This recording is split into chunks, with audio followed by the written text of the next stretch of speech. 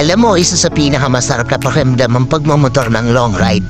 Yung tipong pagsakay mo pa lang ng motor, pagpaandar ang engine, may mararamdaman ka ng kakaibang saya. Dahil kapag nagmomotor ka sa mahabang biyahe, talagang nakakawala ng stress at ma-appreciate mo pa ang ganda ng mundo.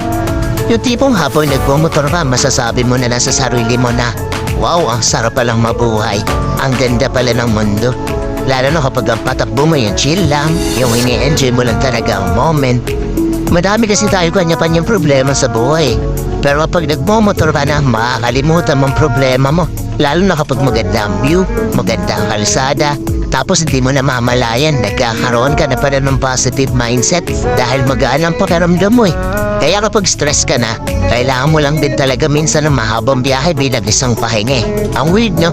Kasi nakakapagod magmotor pero ito yung pahinga ng gusto-gusto ng marami. Pero sasabihin ko sa'yo, hindi ka taba ng napapahinga kapag ka nagda-long ride ka eh. Kundi yung utak mo, kundi yung sarili mo mismo. Kaya deserve mo rin mag-enjoy. Deserve mo makarating sa magagandang lugar.